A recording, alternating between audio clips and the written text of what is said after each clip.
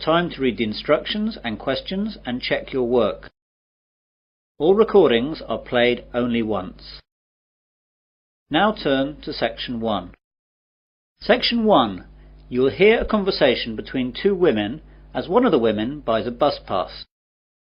First you have some time to look at questions 1 to 5.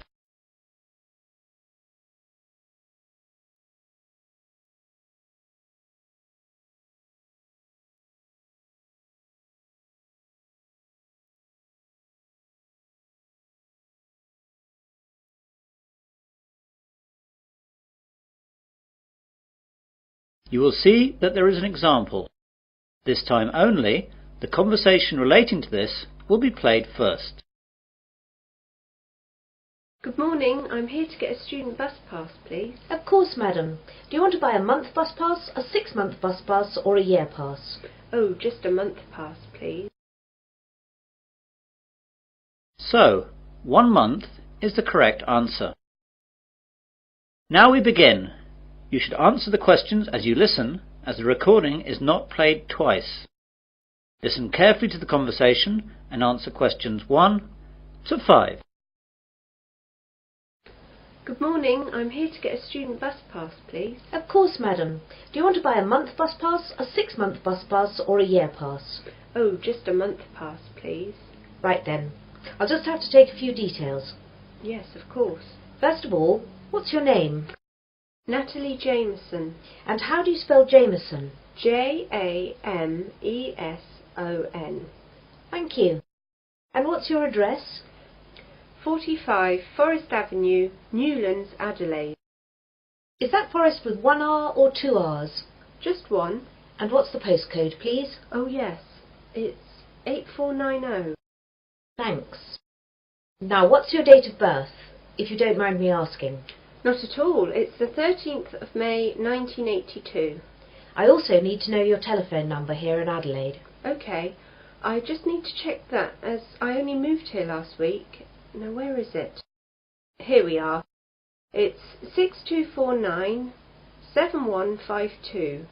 Do you need a code or anything? Oh no, that's okay, thank you. Can I see your university card, please? Yes, here it is. Good, that's fine. Now, for which zone do you need a pass? Well, I'm not sure. I was hoping you'd be able to help me as I don't really know my way around here yet. As you know, I live in Newlands and I have to get to the university campus in the centre of town every day. Well, the university is in Zone 1 and Newlands has 2 zones. The side nearer to the town centre is Zone 5, but the far side is Zone 6. What road is it that you live in again? Forest Avenue. Let's see on this map. There it is.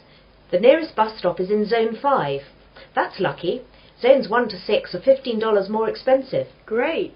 Make the pass out for zones 1 to 5 then, please. Before the conversation continues, you have some time to look at questions 6 to 10.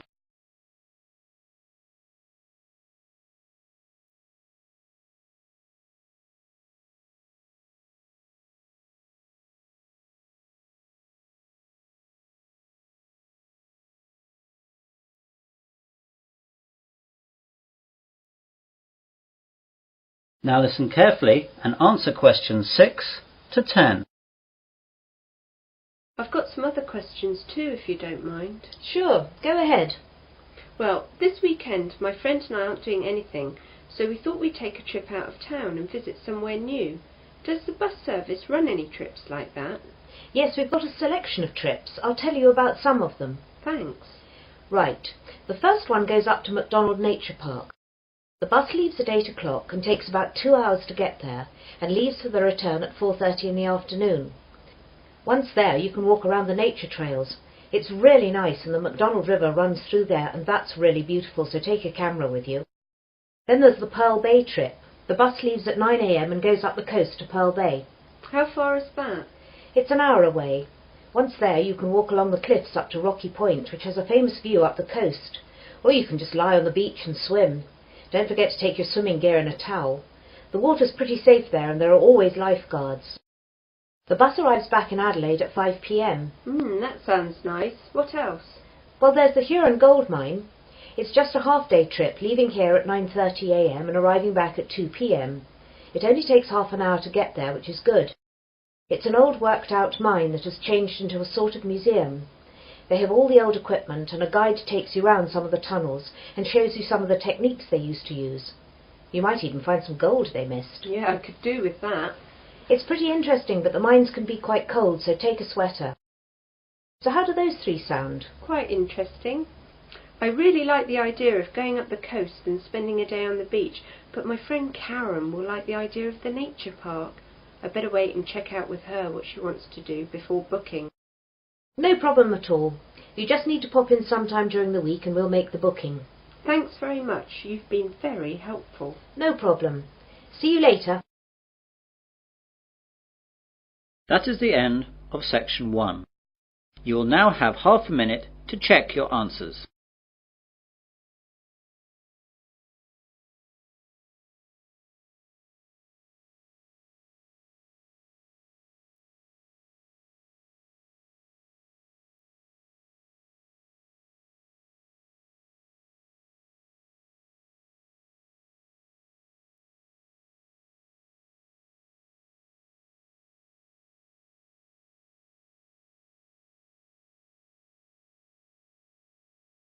Now turn to section 2. Section 2. You will hear a radio presenter interviewing a man about the Sydney Harbour Bridge. First you have some time to look at questions 11 to 16.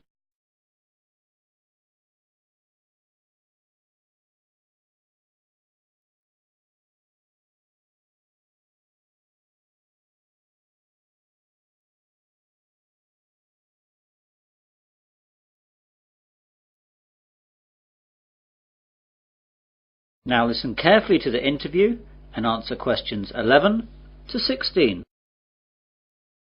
Well, good morning again, everyone, and welcome to Perspective, the weekly New South Wales radio programme on subjects of general interest from our local area. Today I have in the studio Mr. George Simmons. Good morning, George. Good morning, Anne. So what are you going to talk to us about today, George? Well, for people from New South Wales, and particularly Sydney, this will be of great interest, I hope. I'm going to tell you a little about Sydney Harbour Bridge. Wow, that'll be so interesting. I think so. To start with, I'd like to tell you a little about the size of the bridge. The arch span is 503 metres, and the weight of the steel arch is 39,000 tonnes. The summit is 134 metres above mean sea level, though it can actually increase by as much as 18 centimetres on hot days, as the result of steel expanding in heat. The two pairs of pylons at each end are about 89 metres high, and are made of concrete and granite. The steel used for the bridge was largely imported.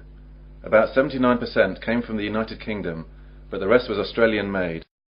The granite was quarried in Moruya down the coast, and the concrete is also Australian. So most of the steel used to make our great bridge actually came from England? Yes, I'm afraid so. However, the workforce were all Aussie. Thank God for that. When was the bridge actually built? The bridge was opened in 1932, but work first began in 1924 with the construction of the bridge approaches and spans, with two separate teams building the arch on each side, working towards each other. The arch was successfully joined on August the 19th, 1930. I'm afraid that working practices weren't very fair in those days, and the local government demolished 438 homes, which were in the way of the approaches, and as many as 800 families living there were displaced without compensation. The standards of industrial safety were inadequate too. 16 workers died during its construction, mainly from falling off the bridge. I didn't realise that. Yes, the bridge was formally opened on the 19th of March 1932 by the Premier of New South Wales, Mr. Jack Lang. When it was opened, it was the longest single-span steel arch bridge in the world, and it was one of the greatest engineering masterpieces of its time. Several songs were also composed in advance for the occasion, but these have now largely been lost or forgotten. However, 3 postage stamps were issued to commemorate the opening of the bridge, and these still exist. One of these stamps, with a face value of 5 shillings, is now worth several $100s today. You now have some time to look at questions 17 to 20.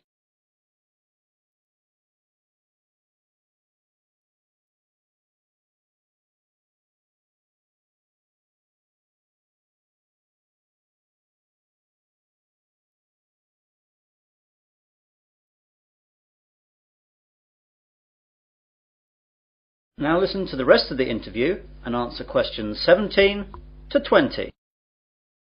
So that's the history of the bridge. Is the bridge still the same today as when it was built? No, it's quite different. The basic structure is the same, of course. Originally, the bridge was constructed to carry a road, 2 sets of tram lines and railways. In 1957, the 2 tram lines were removed when Sydney abolished its trams, thus giving the bridge 2 more traffic lanes. Today it carries 8 traffic lanes, 2 railroad lanes and a footpath along its eastern side. One of the eastern traffic lanes is now a dedicated bus lane. The bridge is often crowded, and in 1992 the harbour tunnel was opened to help carry the traffic load. More than 160,000 vehicles cross the bridge each day. Before the harbour tunnel was opened, this figure was as high as 182,000, and would be much higher today if it were not for the tunnel. Pedestrians, horses and push bikes are not allowed on the bridge anymore. Wow! The bridge actually carries that much? Oh yes. Actually, before the harbour bridge opened, it was completely packed with railway carriages, trams and buses to stress test its load-bearing capacity. While it has had many traffic jams since, and 500,000 people walked across it on its 50th anniversary, it has probably never been asked to carry that much of a load since. Amazing! And I suppose the toll for crossing the bridge has changed a bit too? I'm afraid so. The initial toll charged for a car was 6 pence, while a horse and rider were charged 3 pence. Today the toll costs $3, but is only charged when travelling to the south as an efficiency measure to speed up traffic flow. That is the end of section 2. You will now have half a minute to check your answers.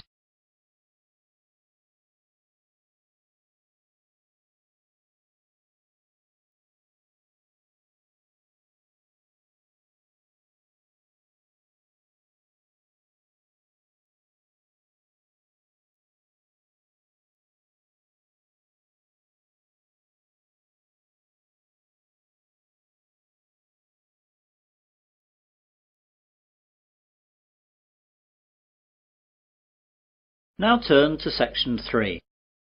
Section 3. You will hear 3 students discussing a survey they are going to do. First, you have some time to look at questions 21 to 27.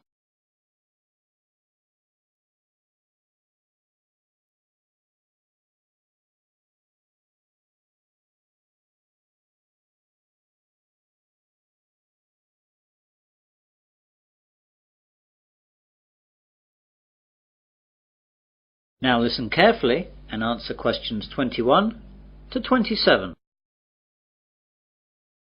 Hi Mel, hi Laura, sorry I'm a bit late. I got held up by the bus, it just didn't come for ages.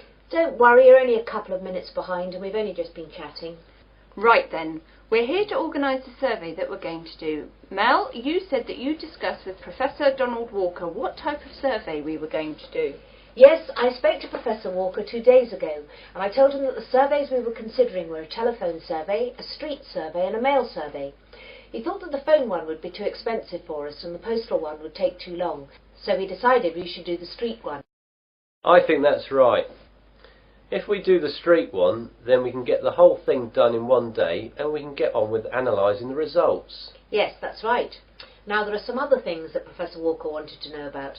How big should the survey be? Well, the ideal figure for a survey such as this should be about 1,000 people, but that will take us about a month to get that many people, and we just don't have that much time. On the other hand, if we just choose 100 people, the survey won't be statistically significant. So what about something in the middle? What about 600? Still too many. That'll take us ages. 400? Let's split the difference and say 500. Okay. And how many questions? If there are too many, we'll just have the same problem. Professor Walker said we should have no more than 10 or people get bored. 10 then? I think even fewer. 8. I think 3 fewer again to make sure we can get the numbers done quickly. Okay, I agree with that. I'm not sure, but I suppose so. You now have some time to look at questions 28 to 30.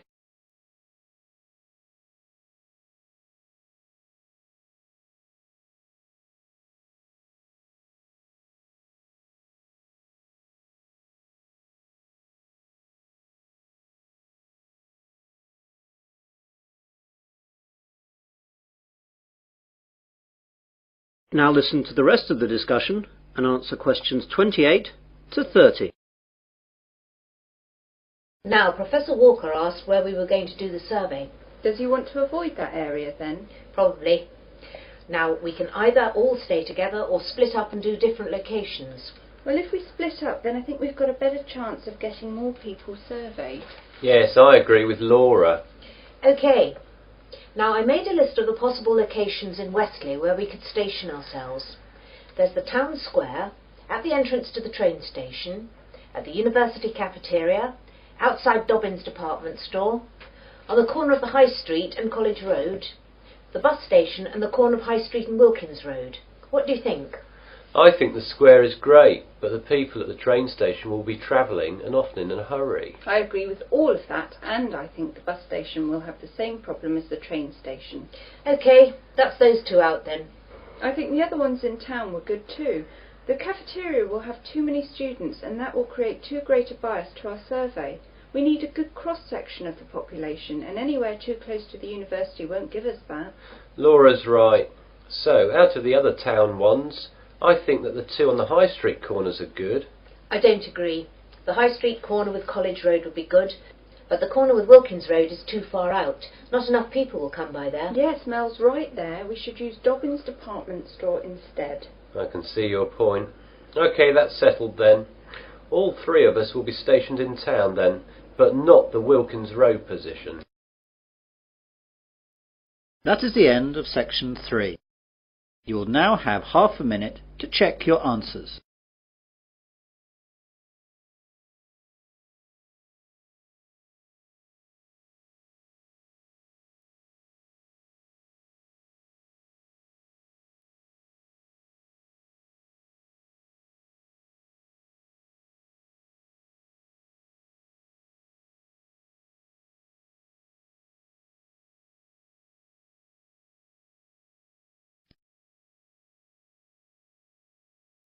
Now turn to section 4.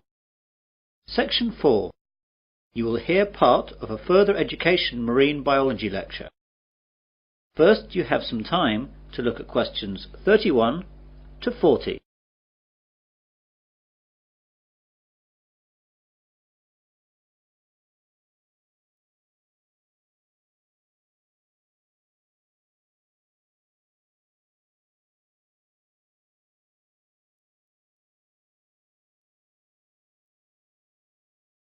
Now listen carefully and answer questions 31 to 40.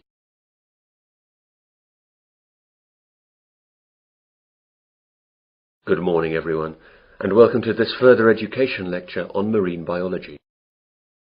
Today we're going to look at the coelacanth. The discovery of the coelacanth has been compared to finding a dinosaur walking around today over 85 million years after it went extinct. The story began a few days before Christmas in 1938, when the first living coelacanth was discovered off the east coast of South Africa at the mouth of the Chalumna River. The fish was caught in a shark gill net by Captain Goosen and his crew, who, recognizing the bizarre nature of their catch, alerted the local museum in the small South African town of East London. The director of the East London Museum at the time was Miss Marjorie Courtney Latimer, after whom the coelacanth was eventually named. Miss Courtney Latimer offered bounties to fishermen for unfamiliar fish. It was Miss Courtney Latimer who alerted the prominent South African ichthyologist Dr. J. L. B. Smith, who initially identified the fish, and subsequently informed the world about this amazing discovery. This first coelacanth led to the discovery of the first documented population off the remote Comoros Islands between the mainland of Africa and Madagascar. For 60 years, this was presumed to be the only coelacanth population in existence. Originally, it was a concern that the coelacanth might have a very limited range, and that overfishing along the Comoros Islands might wipe it out. However, scientists were amazed when, on July 30th, 1998, an American scientist discovered a coelacanth population in Indonesia. Dr. Mark Erdman was on a honeymoon trip to the area investigating a coral reef research site when he spotted a strange fish being wheeled into the fish market. He recognized the fish as a coelacanth and snapped a picture before it was sold. Dr. Erdmann's subsequent research revealed that the people from Sulawesi had a name for it: Raja, King of the Sea. The Sulawesi coelacanth colony is about 10,000 kilometers east of where the coelacanths were previously known to occur in the western Indian Ocean. Both Sulawesi and Comoros coelacanths are quite different from all other living fish, but perhaps the most interesting feature of the coelacanth is that it has paired lobed fins, which move in a similar fashion to our arms and legs. Coelacanths also have an extra lobe on their tail and a vertebral column that is not fully developed. They are the only living animal to have a fully functional intercranial joint, a division that separates the ear and brain from the nasal organs and eye, and allows the front part of the head to be lifted when the fish is feeding. The brown Sulawesi coelacanth and the steel blue Comoros coelacanth share these unusual characteristics. The discovery of the coelacanth in 1938 is still considered to be the zoological find of the century. This living fossil comes from a lineage of fish that was thought to have been extinct since the time of the dinosaurs. Coelacanths are known from the fossil record dating back over 360 million years, and peaked in abundance about 240 million years ago. Before 1938, they were believed to have become extinct approximately 80 million years ago, after mysteriously disappearing from the fossil record. How could the coelacanth disappear for over 80 million years, and then turn up alive and well in the 20th century? The answer seems to be that fossil coelacanths appeared to live in environments with clay sedimentation with plenty of volcanic activity. Modern coelacanths, both in the Comoros and Sulawesi, inhabit caves and overhangs in vertical marine reefs at about 200 meters, environments not conducive to fossil creation. In 1991, scientists got a better understanding of the fish when the Comoros got their independence from France, and French restrictions on research were lifted.